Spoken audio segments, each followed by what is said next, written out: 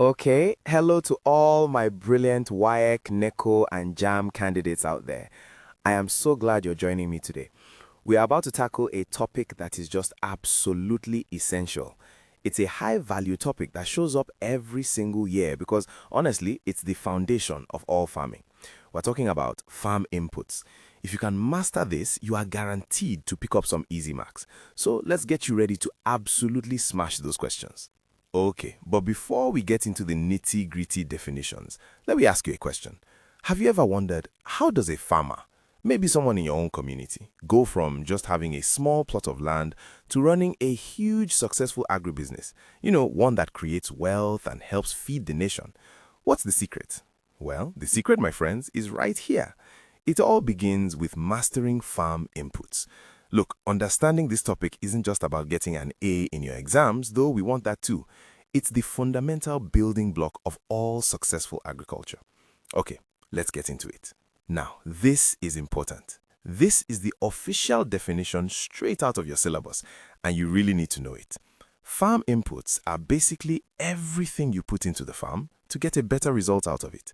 Just think of them as the ingredients for a successful harvest.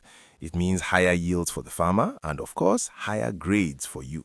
So, how are we going to tackle this? Well, let's break it down exactly the way an examiner would.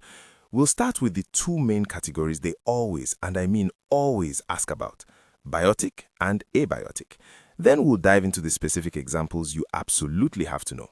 This structure is going to make it super easy to remember and use on exam day. Okay, listen up because this is a favorite exam question. The very first thing you need to know is this main classification. Farm inputs are split into two big groups. On one side, you have your biotic inputs. These are all the living or organic things, like seeds and manure. And on the other side, you've got your abiotic inputs.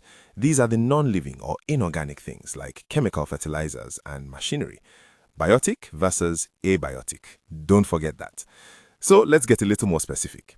For biotic, we're talking about anything that comes from life, right? So that's planting materials like seeds and cassava stems, or even manure from livestock. For abiotic, just think of the non-living stuff. Chemical fertilizers like NPK, 15, 15, 15, agrochemicals to fight off pests, and heavy machinery like tractors. It's a simple distinction, but a really crucial one.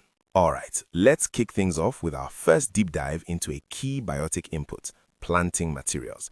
We're going to look at the different types, how they work, and why picking the right one is literally the first step to a great harvest. I mean, it's pretty obvious. Without these, you can't even start growing anything.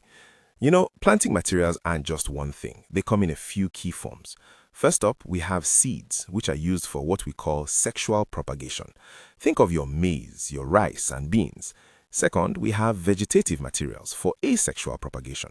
This includes things like cassava stems or yam tubers.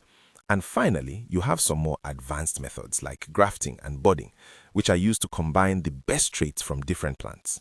And this is where it gets really interesting because it connects directly to us right here in Nigeria. When we talk about these high-yielding varieties, we're talking about certified seeds. The ones you see here were developed at the International Institute of Tropical Agriculture, IITA, right in Ibadan. These seeds are an absolute game changer for farmers, designed for really high germination rates and resistance to our local diseases. And here's another perfect example, one you definitely see all the time: cassava. It's a major staple crop all across Nigeria, right? And it's grown using vegetative materials, specifically these stem cuttings. This is a fantastic example of asexual propagation that is just vital to our country's food security. Okay, so we've covered biotic. Let's switch gears now and talk about a huge abiotic category: agrochemicals. Now, these are basically synthetic or natural chemicals that farmers use to protect their crops from pests and diseases, and also to give them the critical nutrients they need to grow up big and strong. So when we say agrochemicals, it's really an umbrella term for a bunch of different things you've got to know. First, there are fertilizers, like the super common NPK 15, 15, 15, which supply nutrients. Then you have pesticides to kill insects and herbicides to kill weeds. We also have growth regulators and even soil conditioners like lime. You have to be able to list these and tell them apart for your exams. But why are these chemicals such a big deal? Well, just look at this number on the screen. The proper, careful use of things like pesticides and herbicides can reduce the amount of crops a farmer loses to pests and weeds by a massive 20 to 40%. For a farmer, that can literally be the difference between making a profit and losing everything. Okay, but it's not enough to just know what these inputs are. The examiners, they want to see if you understand the bigger picture, the advantages, the risks, and the modern, smarter ways we use them today. This is where you show off your higher level thinking.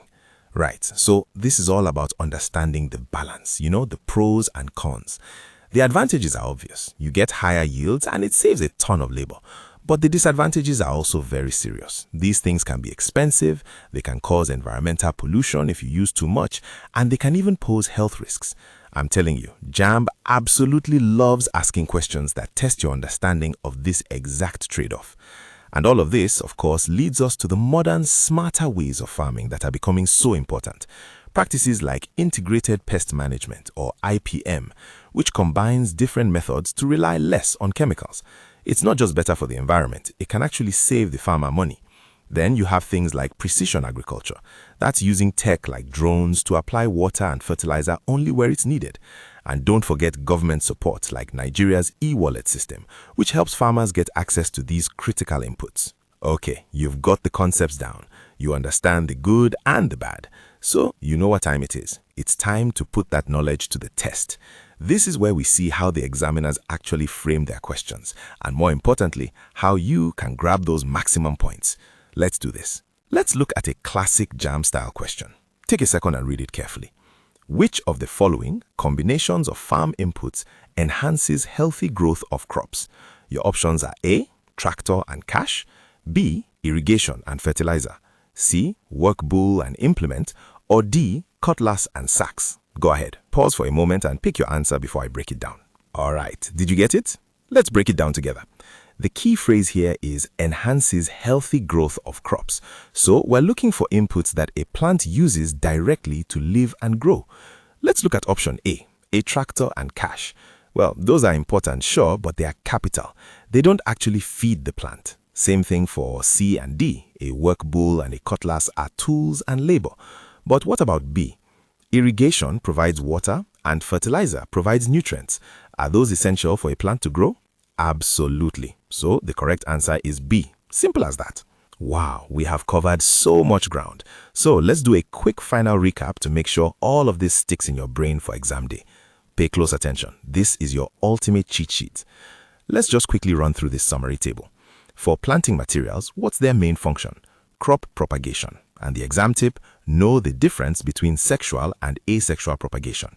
For agrochemicals, their function is protection and growth. And the tip, make sure you know the specific types, pesticides versus herbicides. And please, please, please remember the advantages and disadvantages. That is a guaranteed question area. And that's a wrap. You now have a really solid foundation in farm inputs.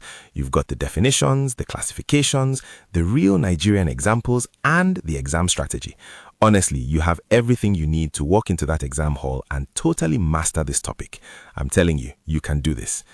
Hey, if you found this lesson helpful, do me a quick favor. Please like this video, share it with your classmates and friends, and most importantly, subscribe to our channel so you don't miss the next topic. And for literally thousands of free practice questions, head over to www.examkp.com. Let's go smash these exams together.